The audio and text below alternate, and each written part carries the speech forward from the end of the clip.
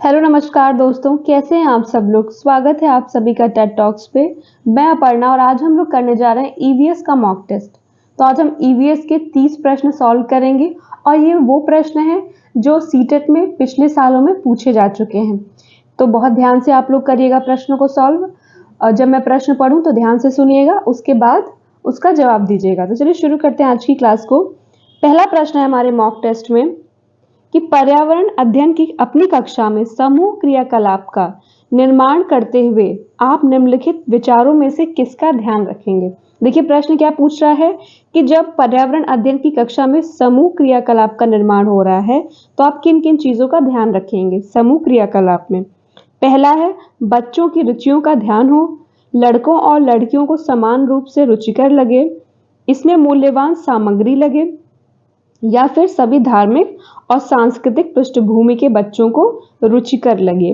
तो देखिए जो आपका ए है कि बच्चों की रुचियों का ध्यान हो, एक तो ये सही है। दूसरा लड़के और लड़कियों को समान रूप से रुचिकर लगे, ये भी बहुत जरूरी है। और सभी धार्मिक और सांस्कृतिक पृष्ठभूमि के बच्चों को रुचिकर लगे, यानी क्या ऑप्शन सही है सेकंड वाला कि ए बी और डी इसमें सही होगा। इस बात का आपको ध्यान रखना है कि समूह क्रियाकलाप करें तो सभी बच्चों को अच्छा लगना चाहिए, चाहे वो लड़के हों या लड़की हों। अगला है प्रश्न निम्नलिखित सभी कथन पर्यावरण अध्ययन में सामूहिक रूप से क्रियाकलापों में संलग्न शिक्षकों और विद्यार्थियों के पक्ष में तर्क प्रस्तुत करते हैं, केवल एक कथन को छोड़कर। वो कौन सा है? देखिए प्रश्न को ध्यान से सुनिएगा कि जितने भी प्रश्न कह रहा है कि जितने भी कथन दिए हुए हैं सभी 4 में 3 कथन ऐसे हैं जो पर्यावरण अध्ययन में सामूहिक रूप से क्रियाकलापों में संलग्न शिक्षकों और विद्यार्थियों के पक्ष में तर्क प्रस्तुत कर रहा है। सिर्फ एक है जो नहीं कर रहा है, तो वही आपको बताना है इसमें। तो देख लेते हैं चलिए फटाफट। पहला है बच्चे परस्पर सामंजस्य और सहयोग करना सीखते हैं, ये बात सही है, तो ये तो पक्ष में तर्क है। दूसरा बच्चे दूसरे बच्चों से बात और बहस करने से अधिक सीखते हैं। दूसरा समूह क्रियाकलापों की वजह से बच्चे अंक उपलब्धि में अच्छा सुधार प्रदर्शित करते हैं। फिर चौथा है प्रौढ़ों के समर्थन से बच्चों की अपनी क्षमता से अधिक ज्ञान के निर्माण में सहायता मिल जाती है। तो देखिए ये जो आपका लास्ट वाला ऑप्शन है ना, ये पर्यावरण अध्ययन से संबंधित नहीं है, ठीक है। देखिए बच्चे जो है प्रौढ़ों के समर्थन से बच्चों की अपनी क्षमता से ज्ञान के निर्माण में उनकी सहायता मिल सकती है, लेकिन जो ये प्रश्न ये जो आपको ऑप्शन दिया हुआ है ये पर्यावरण अध्ययन का भाग नहीं है। तो आपका कौन सा सही है 62 में? ऑप्शन नंबर 4 सही होगा।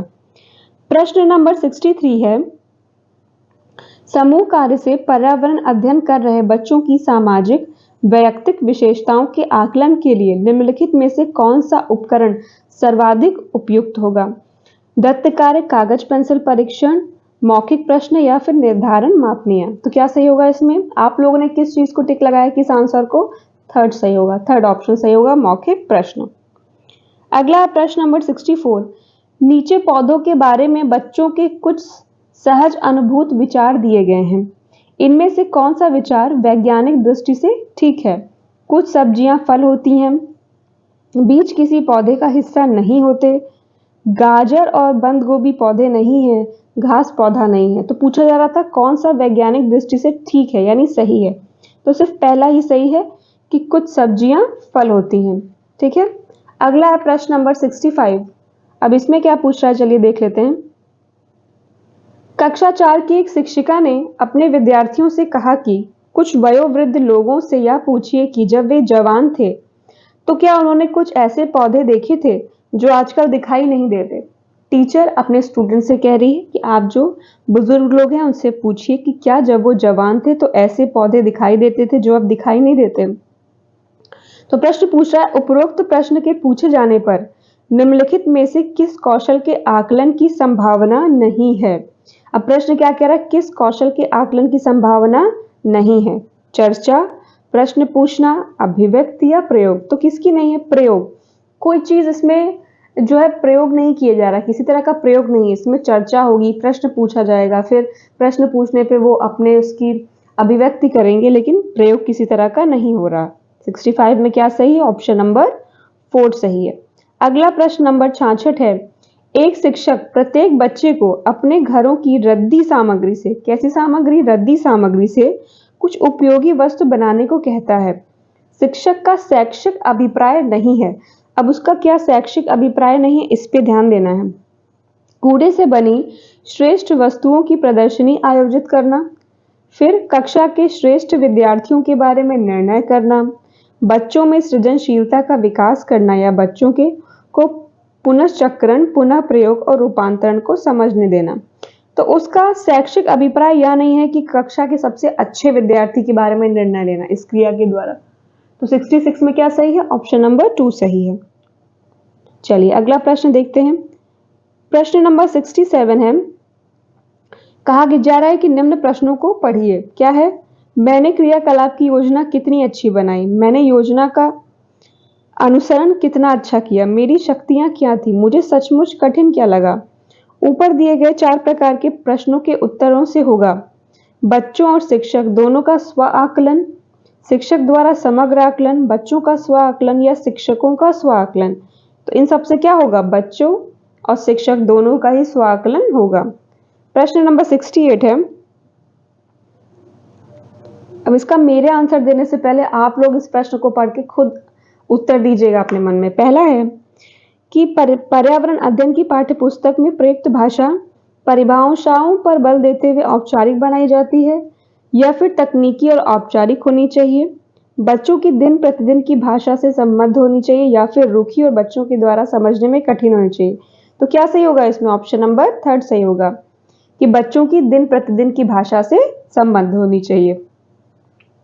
अब अगला है प्रश्न नंबर 69 कि एक शिक्षक अपने विद्यार्थियों को विभिन्न पशुओं के चित्र देता है और उन पशुओं पर रंग भरने को कहता है जो हमारे घरों में नहीं रहते। इस क्रियाकलाप का आखिर क्या उद्देश्य है? सृजनात्मकता का विकास करना, अवलोकन का विकास करना, वर्गीकरण कौशल का विकास करना या डेटा संग्रह का विकास करना।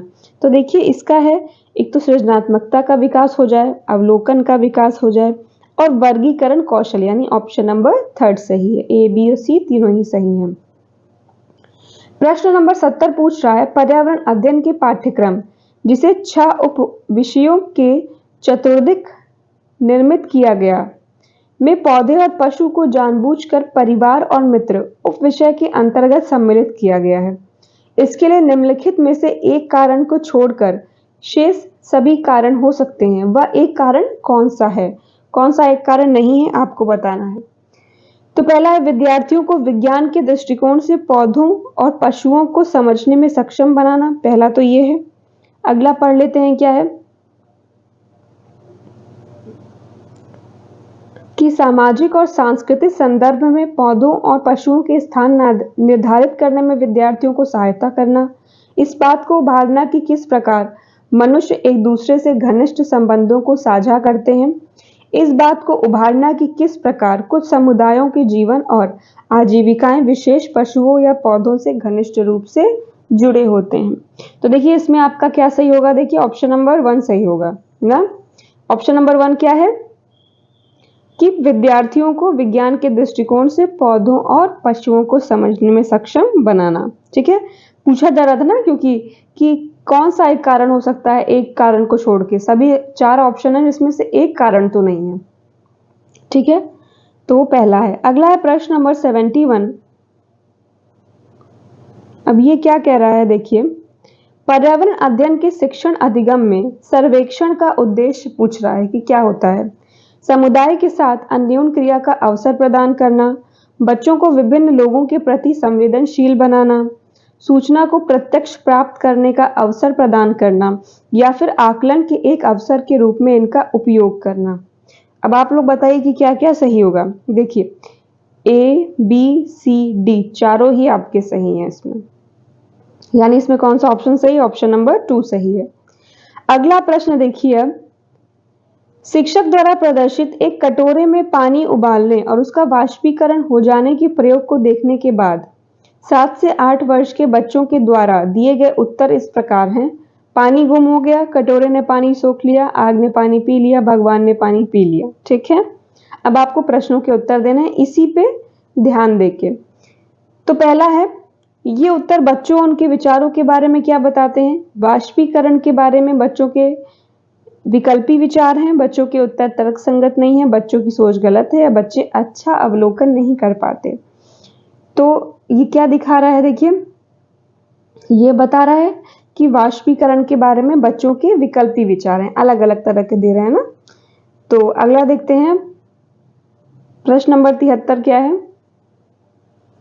73 है, शिक्षक को इन उत्तरों का सामना किस प्रकार करना चाहिए? बच्चों को बता दें कि वे गलत हैं, जल चक्र का एक मानक चार्ट प्रदर्शित करें, वाष्पीकरण की परिभाषा दें और बच्चों को उस ओर याद कर रखने के लिए कहें, उनके विचारों तक पुनः पहुंचने के लिए एक चर्चा प्रारंभ करें। तो सबसे बेटर क्या है, बट टीचर को एक चर्चा शुरू करनी चाहिए। अब अगला है प्रश्न नंबर 74, वाष्पीकरण विषय पर बच्चों की विविध सोच का आकलन करने के लिए निम्नलिखित में से कौन सा प्रश्न एक नमूना हो सकता है? जल चक्र के 5 लाभ, क्या होता है यदि जल चक्र होता ही नहीं, जल चक्र के क्रम में सोपानों की सूची बनाइए, जल चक्र का आरेख बनाइए और उसे नामित कीजिए। तो देखिए क्या सही होगा इसमें, ऑप्शन नंबर 2 सही होगा कि क्या होता है यदि जल चक्र होता ही नहीं। अगर इस तरह के प्रश्न किए जाएंगे तो क्या होगा, वाष्पीकरण विषय पे बच्चों की विविध सोच का आकलन करने के लिए एक अच्छा तरीका ये हो सकता है। कौन सा? Option number 2। प्रश्न नंबर 75 है, निम्नलिखित में से कौन से राज्य जम्मू कश्मीर के पड़ोसी राज्य हैं? जम्मू कश्मीर के पड़ोसी राज्य कौन कौन से हैं? हिमाचल प्रदेश और पंजाब। क्या सही है? ऑप्शन नंबर 2 सही है। 76 में मिलान करना है तो आप मनाली को मिला दीजिए पत्थर या लकड़ी से बने ढालू छतों वाले घर से, इसको आप मिला दिए, यहाँ पे लिख दीजिए इसमें ए। फिर राजस्थान को मिला दीजिए मिट्टी के घर जिनकी छतें कटीली झाड़ियों से छाई होती हैं। राजस्थान को मिला दीजिए बांस के खंभों पर बने ऊंचे उठे हुए घर, और लद्दाख से मिला दीजिए हाउस बोट को, यानी ऑप्शन नंबर 3 सही हो जाएगा इसमें आपका।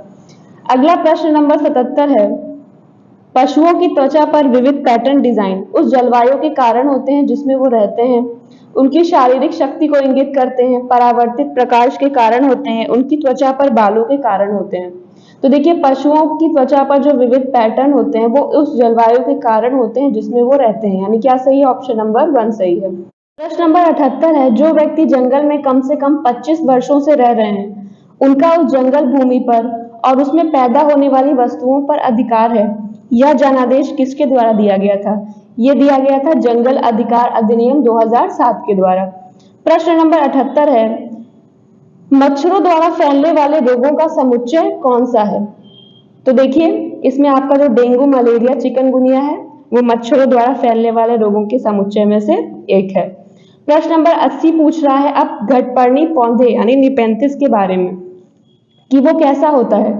कामू छोटी छोटी कटियों से ढका होता है, भारत में नहीं पाया जाता, मेढकों, कीड़े मकोड़ों और चूहों को चालाकी से फंसा कर खा जाता है, या फिर कीड़े मकोड़ों को आकर्षित करने के लिए उच्च तारत्व की ध्वनियां निकालता है। तो इसमें आपका क्या सही? ऑप्शन नंबर 3 कि मेढकों, कीड़े मकोड़ों, चूहों को चालाकी से फंसा कर वो खा जाता है। प्रश्न नंबर 81 है, पूछ रहा है कि नीचे दिए गए खाद्य पदार्थों के किस समुच्चय में लौह तत्व प्रचुर मात्रा में पाए जाते हैं? देखिए लौह तत्व सबसे ज्यादा किसमें पाए जाते हैं? आंवला, पालक, गुड़, इन सब में पाए जाते हैं। तो क्या सही है? ऑप्शन नंबर 1 सही है।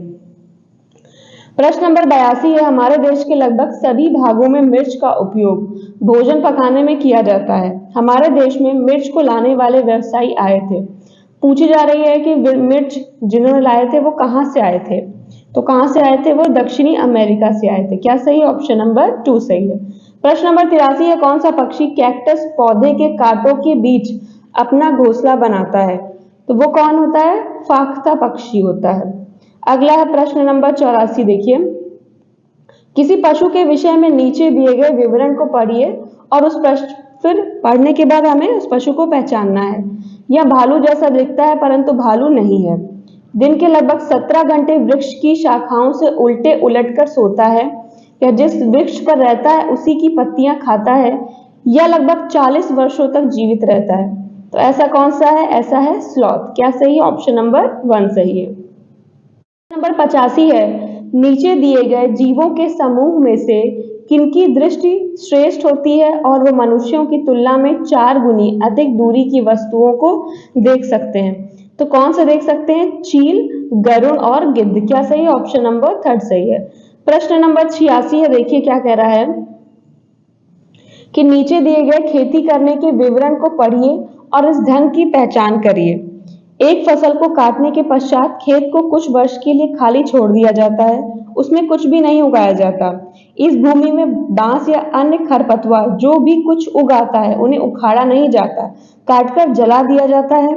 यह राख भूमि को उर्वर बनाती है। जब यह भूमि खेती के लिए तैयार हो जाती है तब उसे हल्का सा खोदा जाता है और भूमि को जोते नहीं जाता और उस पर बीज छिड़क दिए जाते हैं। तो ये किससे संबंधित है? अभी जो कल मैंने आपको मॉक टेस्ट करवाया था उसमें ये प्रश्न आया था। तो पहली बात तो ये प्रश्न इंपॉर्टेंट है और किससे रिलेटेड है? झूम खेती से रिलेटेड है। क्या सही है? ऑप्शन नंबर 2 सही है। प्रश्न नंबर 87 है, जब कोई सपेरा अपने वाद्य यंत्र बीन को बजाता है तो सांप उसकी ध्वनि पर अपने सिर को इधर उधर घुमाता है। आपके विचार से सांप वाद्ययंत्र के प्रति अनुक्रिया कैसे कर रहा होता है आखिर? तो पहला है उस वाद्ययंत्र द्वारा उत्पन्न कंपनों के प्रति अनुक्रिया करके, उस वाद्ययंत्र को सुनकर, उस वाद्ययंत्र की ध्वनि को सुनकर या उस वाद्ययंत्र की गति को देखकर। तो कैसे करता है? जो भी वाद्ययंत्र है उसमें जो कंपन होते हैं ना, वाइब्रेशंस, उसके प्रति अनुक्रिया करता है वो। प्रश्न नंबर 88 है कि परिवार एक इकाई होता है जिसमें माँ, पिता और उसके 2 बच्चे होते हैं। ये कथन, अब पूछा जा रहा है ये कथन आखिर क्या है? तो देखिए इसमें आपका सही ऑप्शन नंबर 2 सही नहीं है, क्योंकि परिवार कई प्रकार के होते हैं, ठीक है, और परिवार का केवल एक ही प्रकार में वर्गीकरण आप नहीं कर सकते ना, क्योंकि एकल परिवार है, संयुक्त परिवार भी है। तो ये तो एकल परिवार हो गया कि जहाँ माँ बाप हो गए, उनके 2 बच्चे हो गए, लेकिन संयुक्त परिवार भी है जहाँ दादा दादी हैं, चाचा चाची हैं, ताऊ ताई हैं, सब माँ बाप बच्चे सब मिलके रह रहे हैं। तो इसमें क्या सही है? आपका ऑप्शन नंबर 2 सही है। प्रश्न नंबर 89 है, मानवों के पेट में आमाशय रस की प्रकृति कैसी होती है और वह भोजन के पाचन में सहायक करता है? तो कैसी होती है? अम्लीय होती है। क्या सही है? ऑप्शन नंबर 3 सही है। और हमारे आज के मॉक टेस्ट में आखिरी प्रश्न है, तो वो है, प्रश्न क्या कह रहा है देखिए कि कक्षा 3 की क्लास 3 के एक शिक्षक ने अपने बच्चों को निम्नलिखित पेड़ पौधों की पत्तियों को विभिन्न वर्गों में वर्गीकृत करने को कहा, जैसे नींबू, आम, तुलसी, पुदीना, नीम, केला आदि। कुछ विद्यार्थियों ने पत्तियों का वर्गीकरण इस प्रकार किया है: दवाओं के गुणों वाली पत्तियों और दवाओं के गुण से रहित पत्तियां। फिर अगला है बड़ी पत्तियां, छोटी पत्तियां। शिक्षक ने समूह ए सही माना है, यानी जिसमें जो है बच्चों ने कहा कि दवा के गुण वाले पत्ती हैं और दवा के गुण से रहित हैं, और बी को गलत। निम्नलिखित कथनों में से कौन सा कथन अधिगम प्रतिबिंबित करता है? तो पहला, यह क्रियाकलाप पत्तियों से सूचना ग्रहण करने पर केंद्रित है, जिसका भिन्न अर्थ लगाया जा सकता है। बच्चे बहुत प्रकार के संदर्भों को कक्षा में ले आते हैं जिसकी सराहना होनी चाहिए। फिर अपने अनुभवों पर निर्भर करते हुए बच्चे वर्गीकरण के बहुत से तरीकों का उपयोग करते हैं। और लास्ट है, वर्गीकरण का कार्य बहुत विशिष्ट और स्तरीकृत होता है और इसका एक ही सही उत्तर होता है। तो देखिए 90 में आपका ऑप्शन नंबर 4 सही। तो देखिए हमारा ईवीएस का जो मॉक टेस्ट है वो यहीं पे खत्म होता है। आई होप आपने बहुत सारे नए प्रश्नों को सीखा होगा। तो हम आपसे मिलते हैं कल अपने अगले मॉक टेस्ट में। तब तक आप लोग अपनी तैयारी इसी तरह अच्छे से करते रहिए, पूरी मेहनत और लगन के साथ, पूरे कॉन्फिडेंस के साथ और पेशेंस के साथ। तो हम आपसे मिलते हैं अपने अगले मॉक टेस्ट में। तब तक आप सभी को आपकी तैयारी के लिए बेस्ट विशेस। नमस्कार।